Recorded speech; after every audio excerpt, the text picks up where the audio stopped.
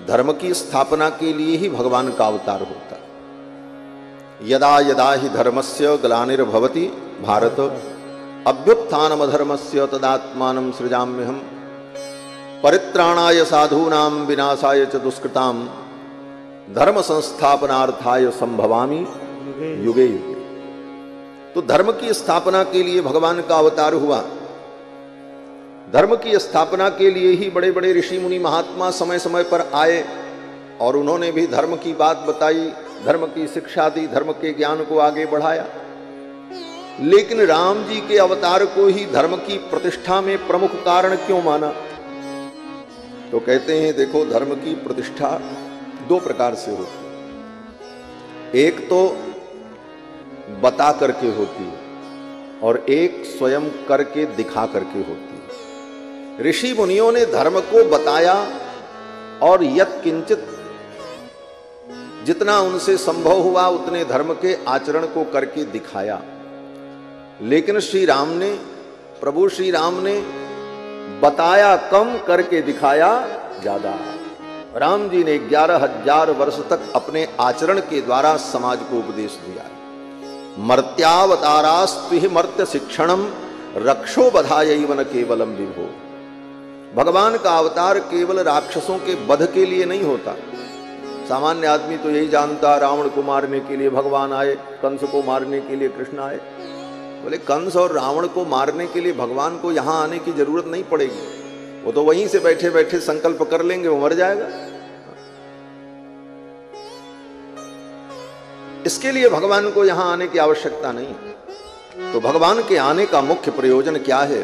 बोले मर्त्यावतारास्त्विहि मर्त्य शिक्षणम। मृत्युलोक के प्राणियों को धर्म की शिक्षा देने के लिए भगवान आते हैं और आकर के अवतार लेकर अपने चरित्र के द्वारा धर्म का उपदेश करते हैं। तो भगवान श्री राम, कुमार लक्ष्मण, भरत, शत्रुघ्न, इन चारों भाइयों ने 4 धर्म की स्थापना की। आप कहोगे धर्म 4 हैं? बोले धर्म तो एक ही है, लेकिन उसके 4 स्वरूप हैं। पहला स्वरूप सामान्य धर्म, दूसरा विशेष धर्म, तीसरा विशेषतर धर्म और चौथा विशेषतम धर्म। 4 धर्म। सामान्य धर्म क्या है? बोले सामान्य धर्म यही है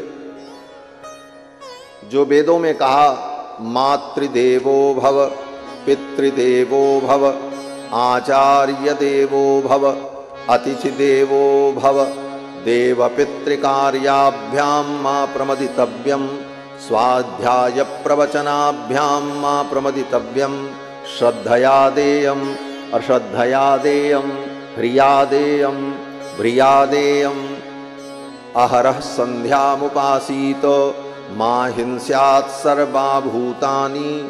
ये जितने वेद वाक्य हैं, ये तो मैंने आपको 10-5 बताया, ऐसे ऐसे सैकड़ों वाक्य हैं जो सामान्य धर्म का उपदेश करते हैं। ये सामान्य धर्म है, किसी जीव की हिंसा मत करो, मां हिंस्यात् सर्वभूतानि, अनावश्यक किसी जीव को मत दुख दो।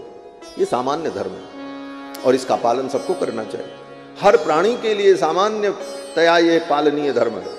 मातृदेवो भव, माता को देवता समझो, ये सामान्य धर्म है। पिता को देवता समझो, ये सामान्य धर्म है। स्वाध्याय प्रवचन से प्रमाद मत करो। देखो, स्वाध्याय और प्रवचन से प्रमाद नहीं करना चाहिए, सामान्य धर्म। हम लोग स्वाध्याय और प्रवचन से प्रमाद करते हैं, इसीलिए धर्म का ज्ञान नहीं होता।